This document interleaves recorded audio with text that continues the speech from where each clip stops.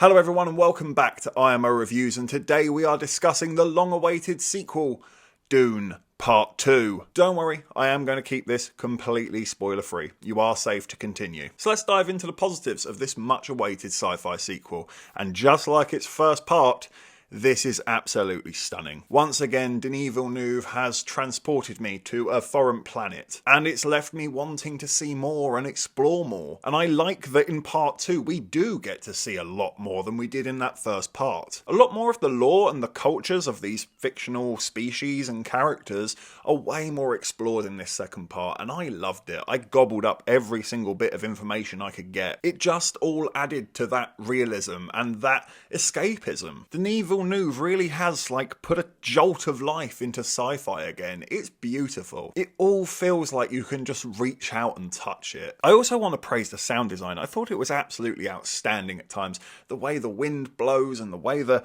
sand sweeps across the plains, or when there's a sandstorm, how it sort of muffles and the footsteps feel so thuddy, as well as the incredible music and all of those little small details of sound design when a bit of technology or a gadget makes a beepy boopy sound, you know, for lack of a better term. It all just felt so authentic. I never looked at it and thought, what the hell is that? Like I did in the David Lynch one when the cat was being milked. I really enjoyed the political aspects of this second part. I haven't read the book entirely. I've flicked through it. I know a lot of the base notes, but I thought they went into some fascinating detail, especially including the Bene Gesserit, I believe is how you say it. It got very Game of Thrones again. I love Game of Thrones. Well, I did love Game of Thrones. I love a bit of scheming and backstabbing. I thought the cast were excellent. Javier Bardem was probably the standout of this second part. He was excellent here. But a lot of praise has to go to Timothee Chalamet, because one of my concerns from that first part that still lingered over this part 2 was that I just am not sure about Timothee Chalamet as an actor in general, let alone as being Paul Muad'Dib. I don't look at him and see a leader. I don't see somebody where people are gonna turn to and listen and do as he says. He lacks a bit of authority, if I guess is what I'm trying to say. But full credit to him, he actually dispelled any of those concerns. As the film progressed, he really does grow into the role and becomes fairly believable as Paul Muad'Dib. Thought he was brilliant. Fair play, Timothée Chalamet. I may not be your biggest fan, but you've got my respect for this one. Probably your best role yet. I mean, I'm almost running out of superlatives here. It's fun, it's immersive, it will take you away on a crazy adventure that will just give you that escapism that you're looking for. And it's being done with such masterful craftsmanship that you can't help but be giddy about it. To see cinema doing cinema again, doing it properly, you know? Not some crappy green screen and rushed Sony CGI. Just actual genuine quality and care. See? It can be done, but unfortunately, me being me, I do have one or two issues with this movie. I've tried and I've tried and I've tried to ignore them,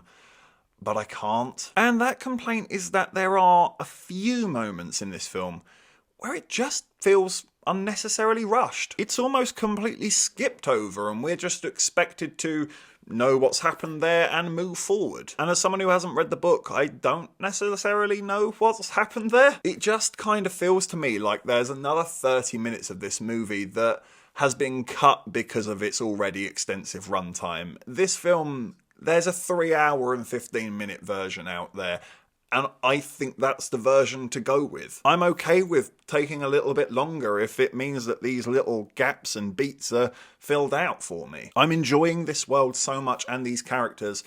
Don't rush through it. I think there's even a genuine argument that you can make where this should have been a trilogy. I'm starting to lean towards that idea myself. It happens to a few characters. Some of them get barely any screen time whatsoever, or you can't help but wonder why they're actually there. And you don't actually see the growth or these characters take on a pursuit. You just skip forward and they've achieved something new that they couldn't previously do, but it's really handy now that they can do that. I really wanted this movie to slow down at times, and when it did slow down and it went into those political schemings, I loved it.